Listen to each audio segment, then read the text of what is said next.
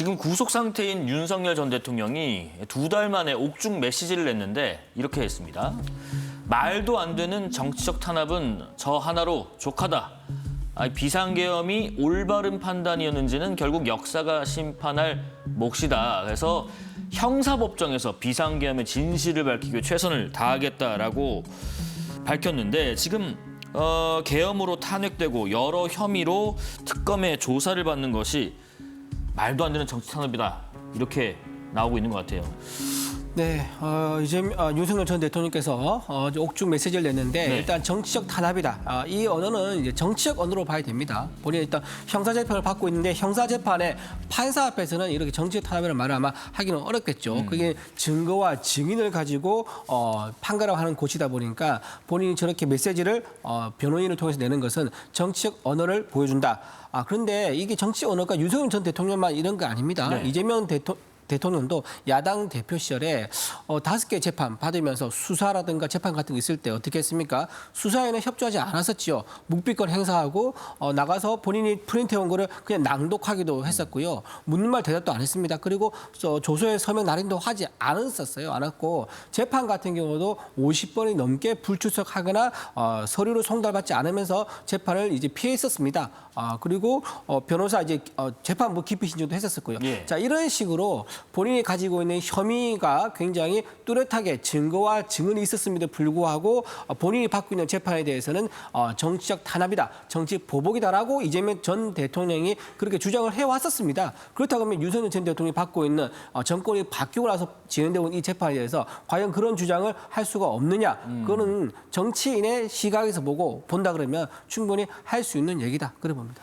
지금 이 메시지 내용도 내용인데 사실 이 공교롭게 메시지가 나온 어제 특검이 김건희 여사에 대한 소환 통보를 또 한 날이기도 하거든요. 그러다 보니까 그동안 재판과 특검 조사에서 불출석하던 윤 전 대통령이 형사법정에서 최선을 다하겠다 이런 의지를 밖에 알린 건 어떤 의도가 있을까? 또 어제 김건희 여사에 대한 소환 통보와 이 메시지가 나온 그 맥락상 연관성도 있을까 궁금합니다. 그러니까 뭐 김건희 여사 건들지 마라는 건들지 게 마. 일단 네. 첫 번째 경고의 메시지가 아니었나라는 생각이 들고요. 두 번째는 이제 정치적으로 지지층들을 결집시켜서 조금이라도 본인에게 유리한 여론의 흐름을 만들어 보려는 뭐 최후의 발악이라고 볼 수가 있겠습니다. 근데 놀랍게도 이제 둘 다 별로 의미가 없죠. 뭐 김건희 씨 같은 경우에는 뭐 수순대로 수사를 받게 될 거고 지금 뭐 소환 통보도 간 상황이고 혐의가 굉장히 많습니다. 그래서 뭐 수사를 피해가기는 어려운 상황인 것이고 네. 이거는 법적으로 그냥 가면 될 일입니다. 그리고 그 뒤에도 정치적으로 선동을 자꾸만 시도를 하고 자꾸만 피해자 코스프레를 얘기를 하시는데 사실 앞뒤가 맞지 않는 메시지입니다. 그렇게 떳떳하다라고 한다면 본인이 특검의 어떤 여러 가지 수사가 부당하다라고 주장을 한다면 사실 오히려 그럴수록 더 응해야 되는 게 아닌가 싶습니다. 네. 본인의 정당성이라든지 떳떳함을 주장하고자 한다면 이런 식으로 특검의 소환 조사에 응하지 않거나 아니면 내란 재판을 계속 출석하지 않으면서 공전시키는 이런 방식을 택하는 것은 매우 부적절합니다. 그래서 저는 결국에는 이 형사법정에서 최선을 다하겠다라는 거는 특검과의 기싸움을 이어가겠다라는 선전포고라고 보고요. 이것은 사실 본인에게도 매우 불리할 뿐만 아니라 국민들이 보시기에도 매우 부적절하고 사실상 명분 없는 그런 뭐 일종의 행패를 좀 부리고 있다라고 봐야겠습니다. 일단 뭐 그 아내 김건희 여사에 대한 소환 통보에 있어서 건들지 마라. 그 나 하나 족하다. 이런 식으로 지금 해석을 하셨는데 하나 곱씹어볼 만한 대목이요. 형사법정에서 최선을 다하겠다. 이 말은 앞으로도 조사 대신에 재판만 받겠다. 뭐 이렇게 해석을 할 수도 있나요? 좀 그렇게 좀 해석되는 것 같아요. 예. 그러니까 수사보다는 이제 공판장에 가서 거기서 판사 앞에서 진술을 하겠다. 판사 앞에서 내가 억울한 부분에 대해서 적극적으로 소명하겠다라는 그런 취지를 보이고요. 네. 수사를 하다 보면 아무래도 수사를 할 때는요. 답을 정해주거나 답을 정해진 상태에서 몰아가거나 또는 이제 취사 선택하는 거죠. 불리한 검찰에게 특검에게 불리한 것들은 제외시키고 유리한 것만 취사 선택해서 조서를 꾸밀 수도 있고 이런 문제가 있기 때문에 아무래도 공판장이 좀 더 공정하다라고 생각하는 것 같습니다. 그래서 법정에 가서 입장을 밝히겠다라고 했는데 이건 사실 특별한 내용이 아닙니다. 과거에 이제 많은 분들이 이런 정치인들의 많은 분들이 이렇게 재판에 가서 이제 입장을 밝히겠다라고 많이 했었었고 가장 가까운 근래로 문재인 전 대통령이 있죠. 문재인 전 대통령도 검찰에서 여러 번 소환을 요구했었고 서면 이제 질문서도 보냈었는데 네. 그 답변을 거부했습니다. 결국은 전 사위에 관련돼 가지고 채용 청탁, 직접 뇌물 혐의가 있는데 결국 조사 한 번도 없이 증거와 증언만으로 재판에 가게 됐습니다. 자, 이런 이제 문재인 전 대통령의 선례가 있는 것처럼 그걸 참고해서 아마 윤석열 전 대통령도 이런 선택을 하지 않는가 생각됩니다. 그런데 윤 전 대통령 본인도 그 과거에 특검으로 이름을 좀 알려서 대통령까지 어떻게 보면 올라설 수 있는 발판이 됐던 인물인데 그런 분이 특검 조사에 불응하고 인정하지 않는 태도는 어떻게 우리가 봐야 될까요? 그러니까 뭐 굉장히 전형적인 법꾸라지다 이렇게 봐야겠죠. 사실 뭐 구속되고 나서도 뭐 여러 가지 이제 특검이 계속 조사를 하려고 하는데 응하지 않았지 않습니까? 이거 부당하다라고 했고 구속 적부심까지 신청을 했지만 결국에는 기각을 당했죠. 이 모든 거는 사실은 형사 사법 체계에 대한 전문가로서 평생을 살아온 윤 전 대통령의 네. 그 여러 가지 지식의 수준에서는 사실 다 아는 내용일 겁니다. 이 구속이 정당한 구속이라는 거, 그리고 특검이 구속된 이 피의자에 대해서 조사를 하려고 하는 거 당연한 수순이라는 걸 알 텐데도 뭐 건강상의 이유다 혹은 뭐 이 특검의 여러 가지 행태가 부적절하다, 매우 부정의하다 이렇게 주장하는 것은 사실 정말 좀 망상적 세계관에 갇혀 있다라고 봐야겠죠. 네. 그리고 앞서도 제가 뭐 앞뒤가 안 맞는 주장들을 한다라고 말씀을 드렸는데 건강상의 이유 때문에 본인 석방돼야 된다라고 주장을 하셨잖아요. 그 역시도 앞뒤가 맞지 않습니다. 왜냐하면 모스탄 대사를 접견을 하려고 시도를 했어요.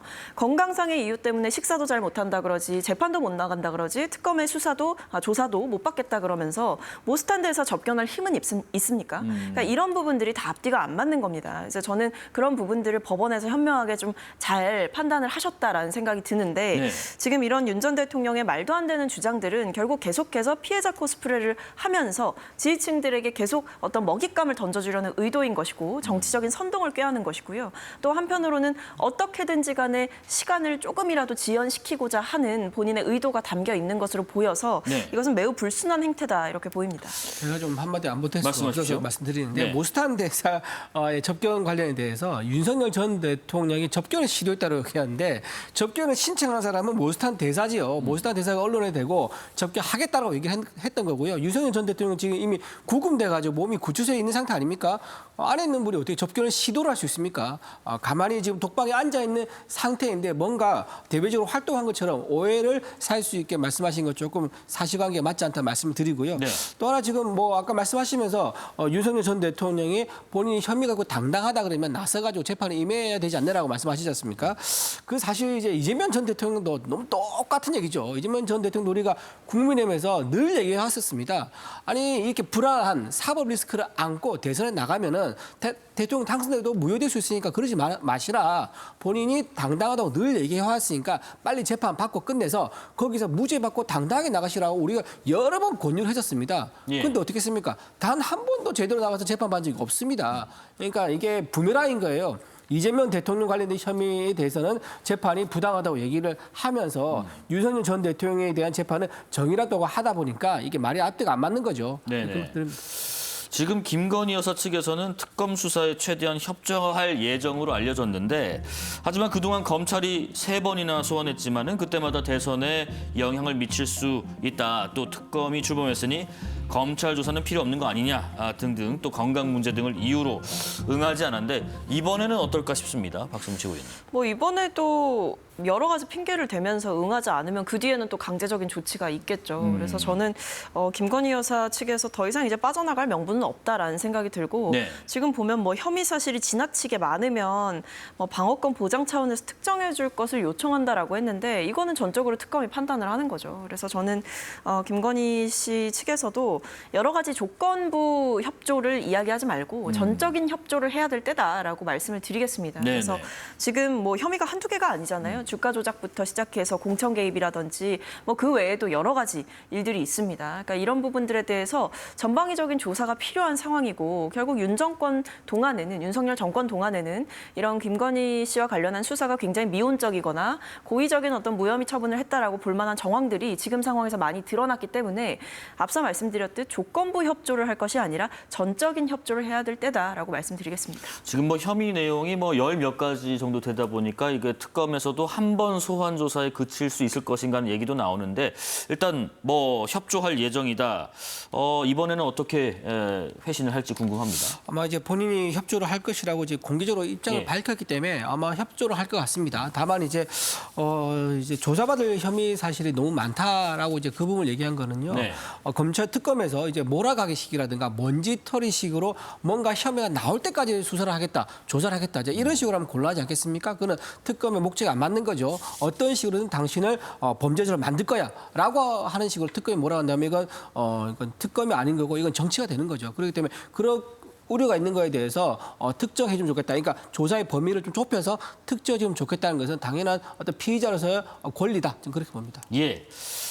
이종섭 전 국방부 장관 관련 얘기해 보겠습니다. 2년 만에 최상병 사망 사건의 이첩 보류, 그러니까 언론 브리핑 취소 지시 직전에 윤 전 대통령에게 전화를 받았다라고 얘기를 했습니다. 먼저 과거 버름부터 잠깐 보겠습니다. 대통령 전화 맞죠? 그건 말씀드리지 않겠습니다. 네, 맞으니까 얘기 못하는 겁니다. 02800-7070은 대통령이 건 전화예요? 아니라고 말 못하죠? 예, 그 부분 답변 드리지 않겠습니다. 지금 이종섭 당시 국방부 장관이 02-800-7070으로 온 전화를 받았고 그 통화에서 윤 당시 대통령이 순직한 채 해병 수사와 관련해서 해병대를 탐탁지 않게 여기면서 군에 관한 우려를 표했다라고 밝혔습니다. 그 후에 바로 김계환 당시 해병대 사령관에게 수사 자료를 경찰에 넘기지 말라고 지시했고 이후에 예정돼 있었던 언론 브리핑까지 취소했거든요.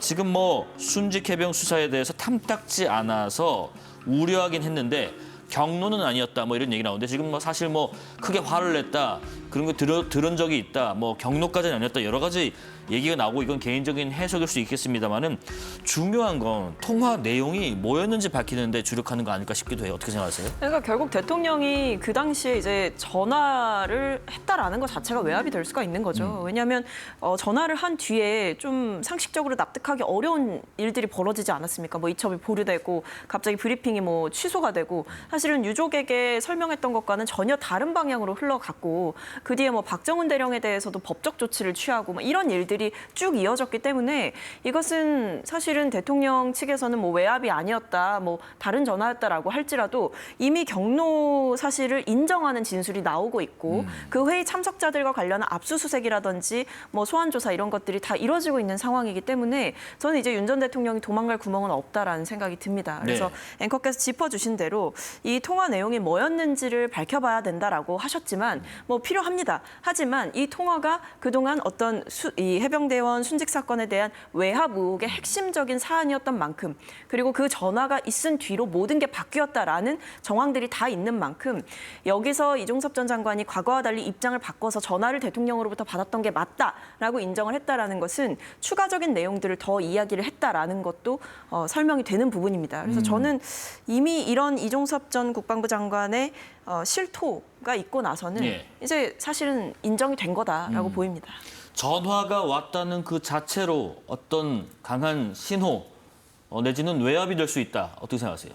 뭐 그렇게 볼 수는 있죠. 의심하는 쪽에서 예. 특검에서는 그렇게 주장을 할 수 있을 것 같습니다. 하지만 지금 이종섭 전 국방장관의 의견에는요. 경로로 느낄 만한 그런 질책은 없었다라고 했습니다. 경로라고 보면 굉장히 주관적이지요. 네.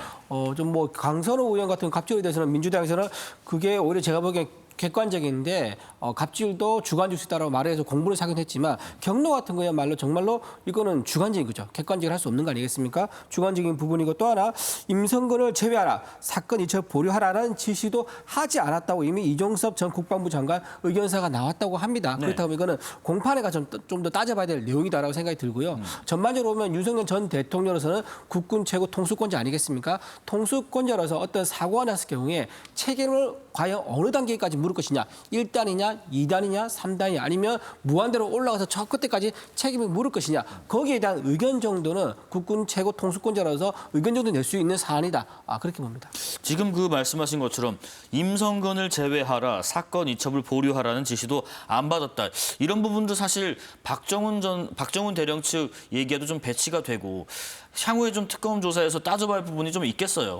근데 이미 뭐 특검이 따지고 있죠. 네. 이미 그 2023년 7월 31일 대통령실 회의에 참석했던 관련자들에 대해서 뭐 지금 휴대전화 압수라든지 압수수색을 다 진행을 한 바가 있고 네. 핵심 피의자 뭐 김태효 전 국가안보실 1차장 같은 경우에도 피의자 신분으로 이제 전환이 됐거든요. 원래 참고인 신분이었다가. 네. 그러니까 이런 식으로 이 핵심 주요 인물들에 대한 수사망을 좁혀가고 있고 여러 유의미한 진술들이 나오고 있다라고 언론을 통해 알려지고 있기 때문에 이 외압이라는 외압설이었던 그런 부분들이 실체가 드러나고 있다 이렇게 봐야겠습니다. 예, 사건 이첩을 보류하라는 지시를 받지 않았는데 당시 결론적으로는 이첩을 잠깐 보류가 된 상황. 그렇다면 이거는 자체적으로 판단한 것인가? 계속 이런 부분들도 과거에 지금 논란이 됐었어요. 어떻게 생각하세요? 자체적으로 충분히 판단할 수 있죠. 본인이 보기에는 이 사건은 아까 말씀한 대로 계속 이제 거슬러 올라가게 되면 그 나중에는 뭐 하나님까지 올라가게 되는 이제 그런 상황이 될 수 있지 않겠습니까? 뭐 조사님까지 거슬러 올라가게 되는 이제 그런 상황까지 갈 수는 없는 거기 때문에 어느 정도까지는 상식 수준과 관례에 따라서 최종 책임자의 선을 어디까지 물을 것인가라고 정할 수 있는 겁니다. 그거는 이제 군대에 계신 어떤 지휘 책임자에 있는 분들의 판단이 있을 수 있는 거죠. 이제 그런 부분인데 이거에 대해서 어떤 법리적인 잣대를 대서 어떤 죄를 묻거나 처벌하려 그러면 아주 강력한 증거라든가 불법 행위가 나와야 될 것인데 지금 현재 상황에서는 그렇게 보이지는 않습니다. 않고 좀 더 공판을 지켜봐야지 향후 어떻게 될지 좀 예측이 가능할 것 같습니다. 지금 그 마지막으로 이 경로설 관련된 내용 관련해서 김태효 전 1차장이랄지 여러 사람들의 진술이 조금씩 바뀌거나 아니면 진술을 하고 있는 부분들은 왜 그렇게 좀 변화가 있다고 생각하세요? 그러니까 이제 끈이 떨어진 거죠. 윤 전 대통령이 현직 대통령이던 시절에는 딱 잡아 떼던 겁니다. 네. 뭐 대통령으로부터 그런 지시 받은 적 없고 말씀드릴 수 없다라고 이야기를 하다가 이제 윤 전 대통령이 재구속이 되고 그리고 윤 전 대통령이 또 파면을 당하지 않았습니까? 그러고 나니까 이 뭐 변호인 측의 뭐 입회하에 어떤 회유나 협박을 받을 만한 그런 상황도 조성이 되지 못하다 보니 네. 결과적으로 진실을 말할 수 있는 타이밍이 온 거죠. 그래서 윤 전 대통령이라는 어떻게 보면 뭐 그동안에는 동아줄처럼 여겼을 수 있으나 이제는 그 동아줄이 썩은 동아줄이라는 것을 모두가 알게 되었기 때문에 이제 본인이 받았던 부당한 지시라든지 부당한 외압에 대해서 실토를 하는 것만이 본인들 스스로도 아마 살 길이다라고 판단을 했을 겁니다. 예. 그래서 저는 이제 본인이 살 길이라고 이제 생각했다 그러니까 저도 한 말씀 드리면 네. 그렇기 때문에 이화영 전 부지사가 본인이 살 길 진실을 얘기한 거 아니겠습니까? 이재명 당시 경기지사에게 북한에 쌍방을 통해서 대부 성공했다라고 보고를 했다라고 본인이 처음에 진술했지 않습니까? 그리고 유동규 씨도 마찬가지고요. 본인도 재판에서 압박을 느끼면서 이제 진실을 말하고 마음을 홀가분하게 하고 싶다라는 판단을 해서 그렇게 얘기했음에도 불구하고 민주당에서 뭐라고 합니까? 검찰 회유라고 하면서 억지로 볼지 않습니까? 저는 이게 다 부메랑으로 돌아온다고 말씀드립니다. 근데 네. 지금은 해병대원 수사 외압에 대해서 이야기를 하고 있었기 때문에 뭐 다른 사건을 꺼내서 얘기하는 것은 주제에 맞지 않는 것 같습니다. 예. 제가 한 말씀 더 드려도 됩니까? 하느님까지 갈 것 같아서 여기서 좀 정리를 하겠습니다. 자, 정치권 소식 더불어민주당 박성민 전 최고위원, 국민의힘 이준우 대변인과 말씀 나눴습니다. 고맙습니다. 고맙습니다.